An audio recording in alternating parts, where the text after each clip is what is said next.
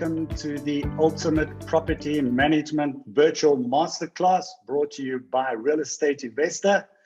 This is day one of our two-day masterclass, which is officially sponsored by WeConnectU, who are developers of intelligent property management software to enable you to scale and deliver more value to your clients. For those of you that don't know me, my name is Neil Peterson. I'm the founder and editor-in-chief of Real Estate Investor. Next speaker, and his career in the IT and technology space spans a period of over 30 years in various industries. His involvement in utilities started in 2008 when the company he worked for developed their own smart meter and meter data management systems. And since then, the system has continuously developed, evolved, and expanded to what it is today, now the core technology of URBTEC. And their vision is to improve and simplify the complexities of utility management through the application of specific focused solutions. His name is Johan Stander, and he is the co-founder of URBTEC. And his topic today is the low risk and high reward of tech-enabled utility management. So without further ado, welcome to you, Johan. It's over to you. Thanks for the introduction, Neil, and WeConnect. Thanks for the opportunity to be part of this event. I'm gonna do a few slides today. Just start by taking a look at a number of factors on a global level, global being national, as well as in your environments. Let's just see what those factors are in which influences the risk that we're talking about, and then we're going to have a look at what does tech-enabled utility management means, and to see how that can address those risks. And we're going to have a bit of a look at a case study, a specific case study, and hopefully after that you will understand what we're talking about in terms of the rewards that goes with tech-enabled utility management. So going forward, without further ado, like Neil says, looking at the utility landscape, let me just get rid of this poll here. The question is really, I've put a few things here on the slide, and the question is, what's the impact of each of these on the communities that you serve? If we look at Eskom, probably the only company in the world which wants to sell less of its product, they have a mountain of debt. They've got non-paying municipalities as customers, and they're really in a tight situation. And the only way to get out of this situation really is to increase tariffs and to introduce tariff structure changes, which is on the card. I saw in the news last night they've just won a court case against the national regulator, which they've got approval to increase rates by 15% this year. So we're in for a rough ride. That's nearly 3 times CPIX. Johan, there was an announcement made this morning that there's going to be a 15% tariff hike increase from 1st of April. Yes. So I just thought I'd just let you in. It's confirmed. It's confirmed this morning. Yeah, 100%. So and they don't really have a choice to get rid of the debt. So and they're still the main supplier of electricity in the country. So that leads to the second point of small-scale embedded generation, or solar PV, which is much more commonly known, being increased as a result of that. So communities are constantly, and you would have found that requests in terms of your community saying, can't we put up solar PV, either individuals or the community themselves? And Eskom is unhappy with that, obviously, because they've got a revenue, their revenue is evaporating as a result of that. So I've put a few links there at the bottom of the slide, which you can go and look at. So that's a reality for us in this world. The third one I put up is smart cities, which President Ramaphosa now has been hammering on the last 2 SONAs. And you might ask about what does it have to do with our communities. The fact is, there's going to be sectional titles, homeowner associations within those communities. They obviously, being a smart city, would want to enjoy the latest technology within those communities. And some of that technology and practices will flow over to existing communities to say, how do we stay competitive? How do we how do we also make our own living smart, even if we don't want to move to a smart city? The next one is the water scarcity, which I think Donnie also had a nice picture there of the dam, the Theewaterskloof Dam, which the water scarcity might be out of our minds. We had a very good rainfall this year, but it is going to come back. It is still a reality, and with the increasing number of population, that is going to come back, and it will require us to make sure we manage our water resources carefully through technology. Last 2 points there is the increase in power consuming devices. You know, we might say let's use less power, and that's a good thing to do, but I don't know about you. I've got to charge my toothbrush, my phone, my laptop. One of these days I'm going to have to charge my car. It's just going to be a reality of life that people is going to move over to electric vehicles as well. So if you go on holiday, you need a separate suitcase just to pack all the chargers for all the devices you have. So the electricity is not going to go away. It's going to be reality of life going forward. This is just to paint the picture in terms of, on a global level, what is involved with utilities and what's the impact that's going to be on your communities. If we move to, sorry, just get this to move. Okay, if we move to just a bit more practical in terms of your life today, and what I'm putting here on the slide is not really news to you, I think. But in terms of the current challenges of risk, is your utility management is normally managed by a third-party service provider currently.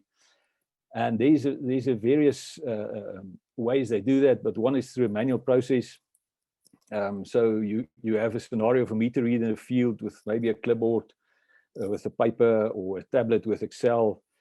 And that paperwork goes to Aunt Susie in the back office, who says, well, I've got to enter this into Excel 97 because you didn't upgrade to the latest Excel.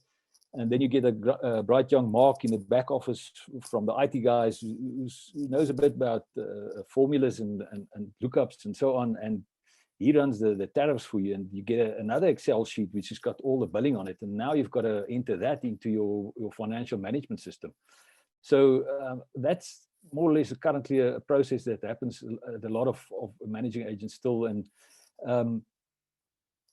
it's a nightmare to reconcile if you get a query on that, and you would know what I'm talking about, and they say, well, I don't agree with this billing. Linked to that is also the pictures that comes from your guy in the field who send it through WhatsApp, which is totally not linked to that readings. So you get pictures like that, and if you have that on a WhatsApp, and to say, well, where does this meter belong? Who's it linked to?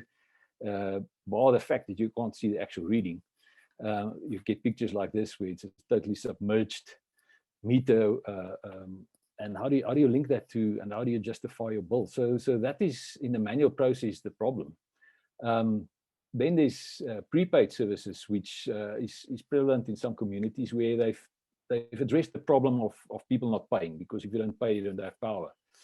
The problem with that is it's normally limited to electricity only, and then there's sometimes exorbitant service fees charged by the service providers just for providing the ability to buy power.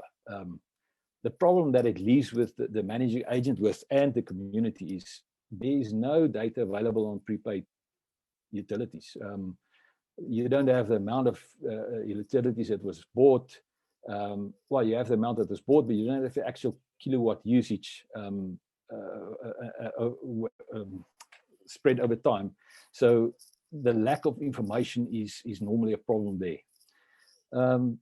Then you also have some instances where there's smart metering, and normally this is run by your third-party service provider, and they have a lot of information, but the struggle is to get that information out and to get bigger, let's say the bigger picture usage patterns, if you want to use that information to make decisions with around your utilities. The other problems that the challenges in the community is there's normally no information on losses of technical and non-technical nature. So technical is just there's a leak, underground leak of the water and I don't know about it. Non-technical is something, well, the guy in unit 10 bypassed his meter and you're not aware of it. So those losses you're not aware of really, because you don't have the big picture in terms of the complete data that's should be available to you, because it sits with your third-party service provider. Now, coming to the point of where does this leave you? The problem most of you sit with is your support infrastructure has got to handle utility-related queries, which is mostly out of your control and with no additional income. If I just think back of the picture that Donnie had on the screen just the last slide, I mean, utilities is one of the things that you do. It's actually 2 line items maybe on your levy statement, but it's probably worth at least 50% of the queries that you have, and that's a problem. So we want to try and solve that through the application of technology. So if we look at the technology enabled utility management, I tried to draw a picture here because it is a complex environment. We've got to say that to each other. But what we're trying to do at URBTEC is to try and simplify this for you as a managing agent, as a property manager. So on the left-hand side here, we've got the water, electricity, all the things you've got to measure. But we can add the solar PV, some generators, some communities has installed generators, and a mix of those. So it doesn't matter how it's generated, where it comes from Eskom, where it comes from, you've got to meter that and to be able to recoup the actual cost of supplying that energy or utility to the community. Now that is done through, like we alluded to in the previous slide, basically 3 ways of doing it. Manual meter reading, we've got prepaid and smart metering systems available. And this is influenced at the bottom triangle by a lot of technology. So there's 5G, there's fiber, there's Wi-Fi, Bluetooth, there's standards in the industry. The STS2 standard is coming, is starting to be rolled out. The DLMS is international standard for communications with smart metering, and IoT devices where there's a whole community trying to build smarter, smaller devices, which gives you, like Donnie mentioned, measurements on a geyser, for example. And all of that is playing into this field of actual the meter reading, and obviously the control of devices through IoT mechanisms plays a role into that. Next level is the whole data processing, where you get all the data from whatever device you've got in the field, and you can apply analytics and artificial intelligence on that data to give you predictions and to give you more information in terms of usage patterns, with the idea of saying, you know, this is what our utility footprint looks like, and if we want to make changes, how do we apply this technology to have enough information to make the right decisions in terms of, you know, should we, for example, should we install a solar PV plant? Is it going to be worthwhile? What's going to be our payback period? And to make those kind of decisions, you need information, and that's what this would supply. To the right of that then is what do we get out of the system? So right now, you want to get an invoice. This is obviously be influenced by the tariffs and NERSA and the municipalities, and that you give to the resident. Now, typically, this is one of the issues that we have today is once that resident gets the information, he can complain or he's happy. But normally, if he complains, he's going to come back to his property manager to say, well, I do not agree with what you've given me.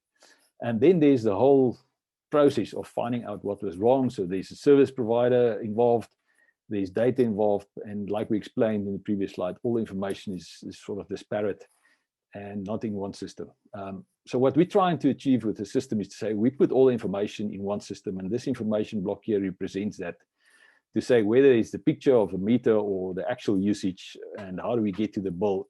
All that information plus the bill should be available to the resident, but also to you as property manager and even to the service provider, so that everybody is on the same page in terms of the information we're looking at. that goes a far way to alleviate any queries and to make sure everybody's aligned in terms of what they're looking at. It also helps this combination, this team, to say what corrective action can we take to improve the meter reading devices that we have in the field here. If we look at the benefits of applying the technology, what benefits could we get from this? First of all, there's automation. So I've put automation here as sort of a global thing, and you can achieve that in different ways. Thinking just back to the previous slide, we're not saying smart meter reading, because that's smart meters is sort of been the buzzword for a number of years now, to say this is the answer to utility issues. And what we're saying is that's not necessarily always the golden or the silver bullet for the problem. What we're saying is, let's apply technology to all aspects of current methodologies that's available. So if we talk about meter readings, how do we automate meter readings without having to say, well, let's replace that with smart metering? If you look at tariff applications, how do we automate that so that when the new tariff is, the new 15% increase is formally announced, that all your systems and all your tariffs are already automatically updated and you can bill correctly? The whole process of generating invoice, you want to automate that so that you don't have to go and type it into a financial management system. That should be automatically appear there, and you should be happy with the information that is there.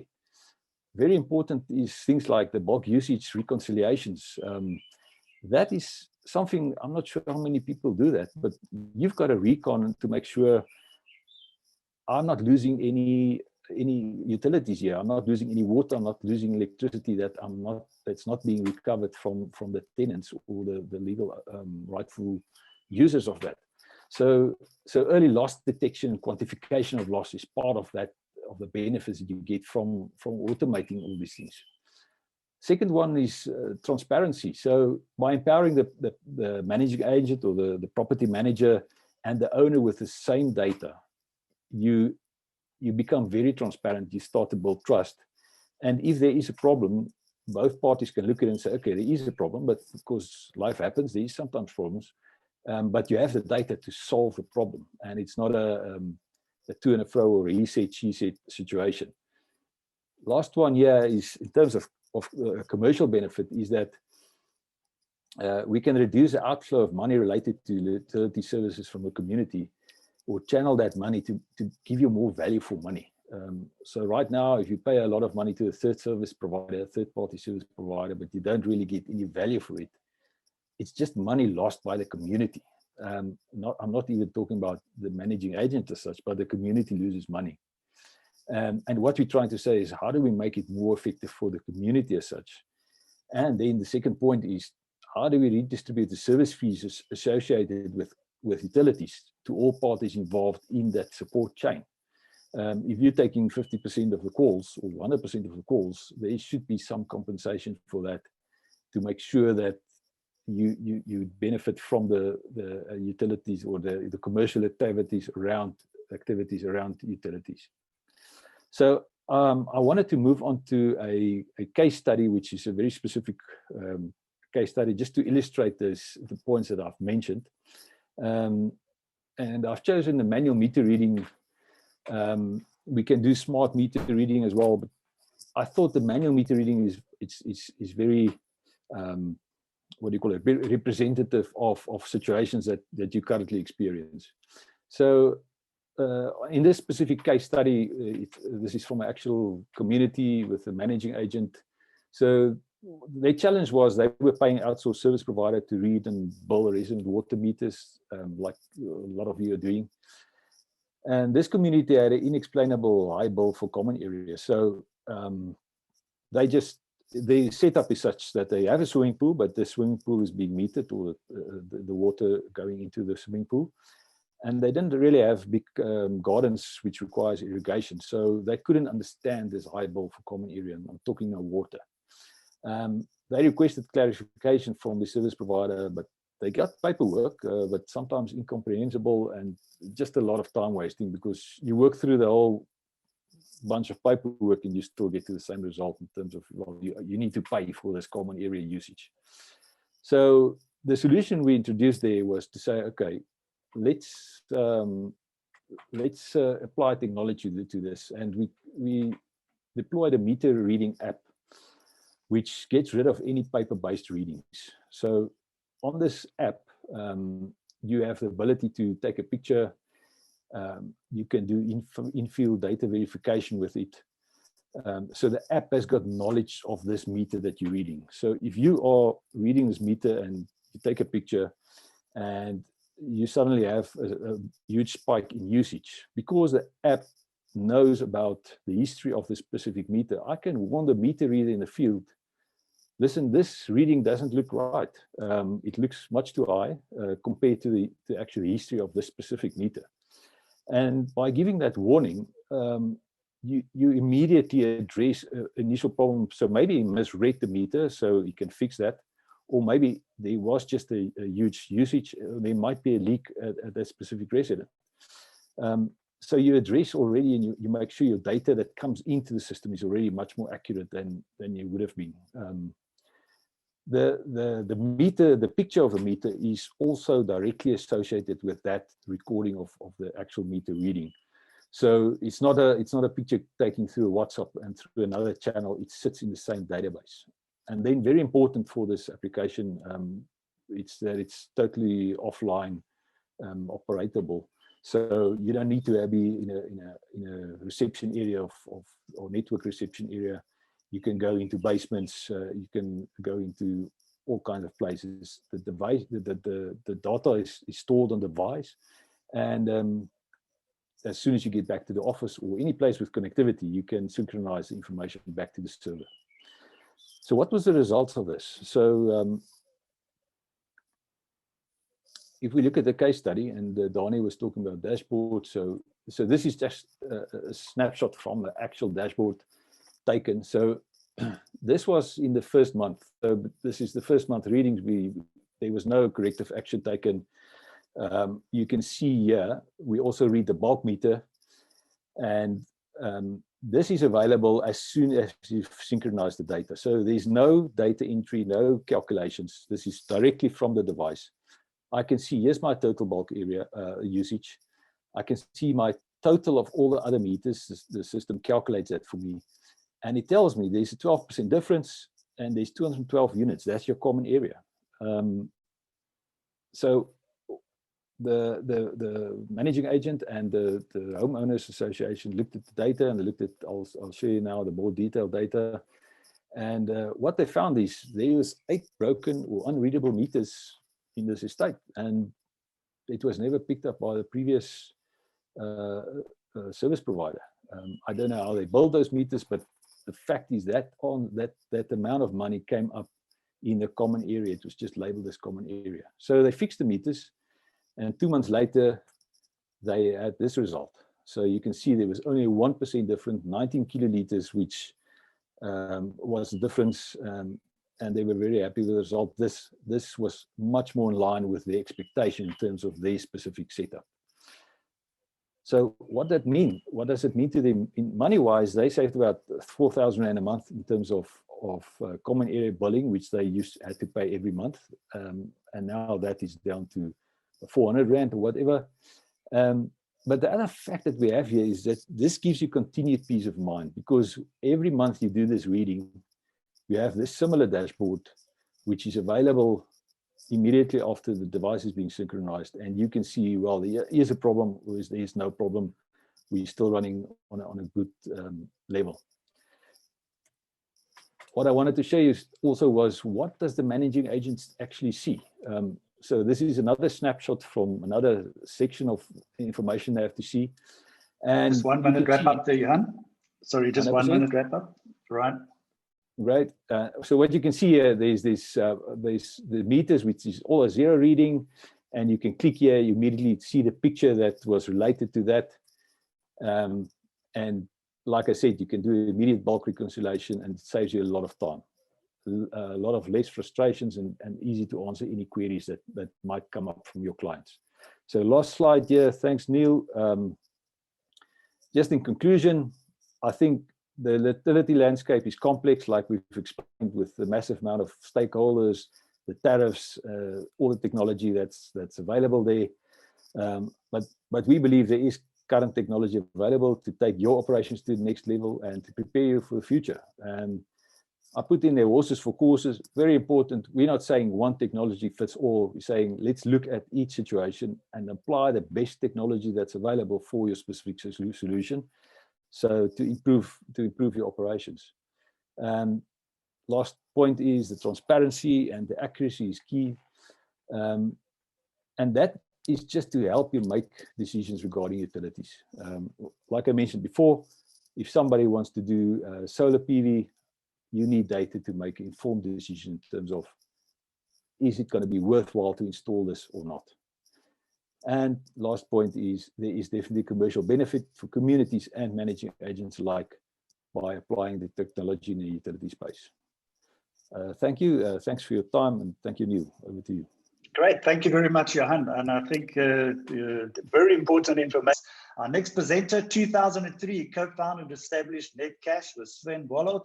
Netcash's key focus on debit orders and has since expanded their portfolio to a range of collection and payment solutions for SMMEs. In 2010, it was purchased by Sage, where it became Sage Pay, and following the management buyout, the founders returned to the original Netcash name. He's responsible for the strategic direction and growth of Netcash, and directing his team in the development and management of the various transactional services offered by the company. He has extensive experience and in-depth knowledge in the fields of internet-based business solutions, and he's a noteworthy leader in the payments industry. His name is Charles Pittaway, and he's the MD and co-founder of Netcash, and his topic today is securing your cash flow, the lifeblood of your community. So over to you, Charles. Thank you so much, Neil, for that introduction. So good morning, everyone, and thank you for attending what looks to be a very valuable webinar for property managers. I'll be speaking about a subject that's familiar and a constant struggle for most of you, securing cash flow. Now, there are many books and MBA theses about the subject of cash flow management, and if you Google the subject, you'll find thousands of results. Don't worry, I'm not going to be covering any of those today. I've chosen to talk about two tools that property managers use on a daily basis, and how the integration of these two ecosystems can add real value and improve cash flow management for you. As Donnie said earlier today, in the next decade, the property management industry is going to grow exponentially. And for many companies with limited resources, keeping up with these growth goals and current management systems can seem impossible. So property managers and all my engagement with them are always looking for new tools and strategies to improve cash flow, increase profits, and at the same time cut some costs. You guys are responsible for juggling multiple properties, maintenance, suppliers, budgets, and your managers could be lacking the right technology to manage some of these things effectively. So I have no doubt you all have plans to grow profits and portfolios, and in order to achieve both, you need to improve on efficiencies. And one of the places to consider starting is with accurate real-time financial data across all your business systems. Now, reaching your growth goals while scaling the business means balancing time, money, and resources.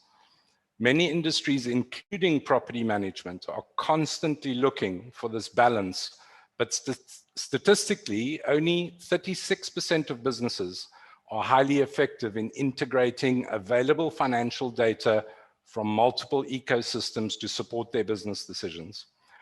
So many of you crunching numbers and juggling formulas on a spreadsheet can make this digestion of the information quite tough. And ideally, a property management system that fully integrates with auxiliary systems like payments will relieve the stress that comes from this inefficiency. Inefficiency, as we know, costs time, which translates to money. So today I'm going to highlight the relationship between your property management system, your current accounts receivable and payable processes, and the relationship with the payments ecosystem. I want to talk about the importance of these and the effective financial data transfer between these ecosystems and how you could extract the type of value that will secure cash flow and the management thereof over time.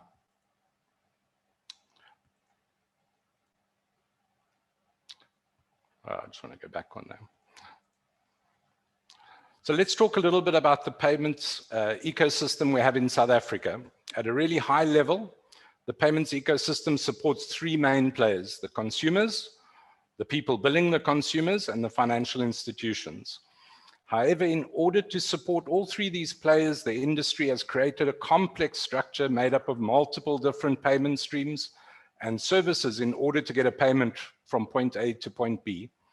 At every step along the way, the consumers and the financial institutions all expecting the bill payment ecosystem to meet their individual needs. But as you'll see, as I'll show you a little later, with each passing year, these needs grow increasingly complex as this ecosystem starts developing and growing with new entrants. So at the end of the day, consumers just want seamless and speedy experiences, and property managers are looking for cost-effective options to get paid. With most payment options, they require time and effort on the part of the payee to make the payment, and sometimes even more time for the property manager to manually reconcile the payment they received. So in recent years, property managers have reached out and have been looking for seamless ways to adopt these additional payment options, something that will require less of their and their payees' day-to-day attention. And we call this part of the payments evolution. So let's look at some of the payments evolution. I know we have people of all ages on the webinar. So let's have a little look at the payments evolution in South Africa. For those of you as old as I am, and they had a job pre-1990s, will remember that paper checks were the primary form of bill payment. This was supported by cash payments made in person at your office. Now, I'm not going to go into any detail about the inefficiency of these payment types, the high costs of managing them, or the additional levels of risk associated with both of these. So let's have a look at some of the more current available options to us. In the early 90s, debit orders became more accessible to businesses requiring recurring monthly collections. Debit orders have traditionally required a lot of manual input because they need paper mandates to be signed, which then had to be manually captured in order to process them. The good news is that today electronic mandates take care of both these time-consuming functions. The mandate request can be sent directly from your management system via SMS or email. The account holders receive it, can complete all the mandate information, which then automatically updates your system, ready for processing the first debit order. Around the same period in the 90s, the adoption of the internet brought about internet banking, and EFTs became the most popular form of payment. Today, these still create some problems when you have payers inputting incorrect description data and making it quite difficult to reconcile manually. I would assume that most of the people on the webinar currently use a combination of debit orders and EFT payments as their primary collection strategy. I wonder, Neil, would it be possible to do a poll on which payment collection options some of the attendees are currently offering?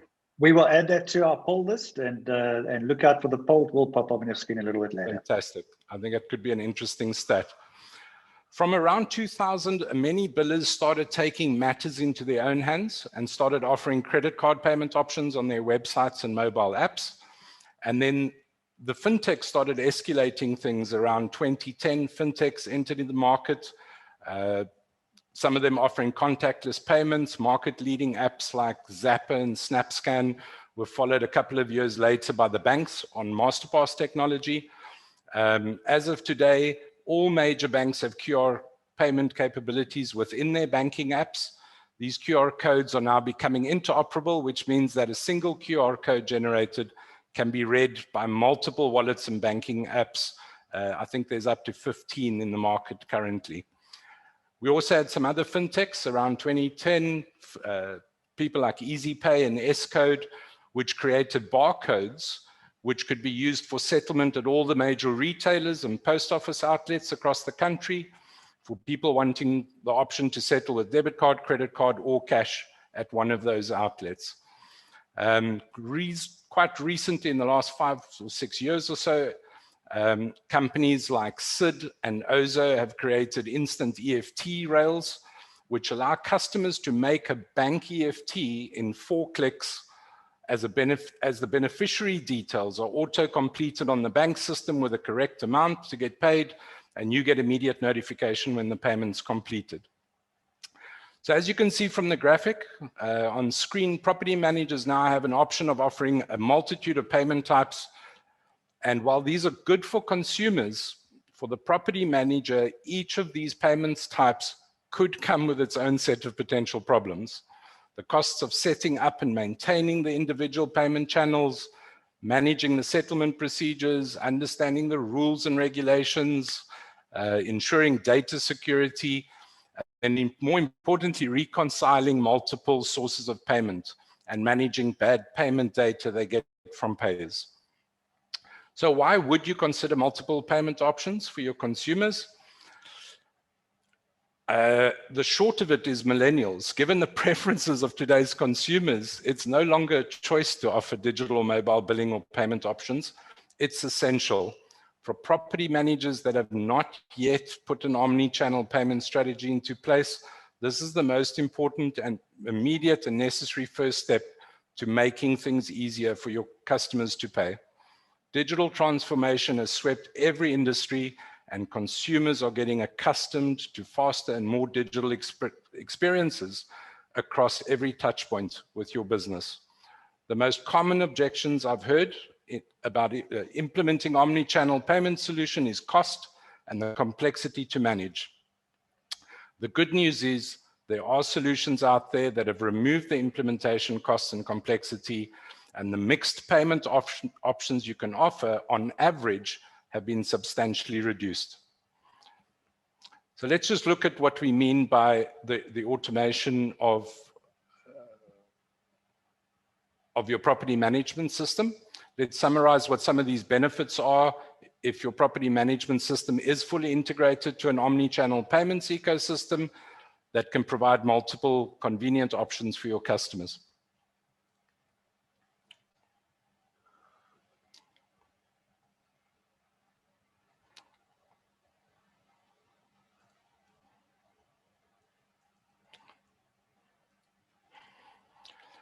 So the first part of this is managing the transaction lifecycle.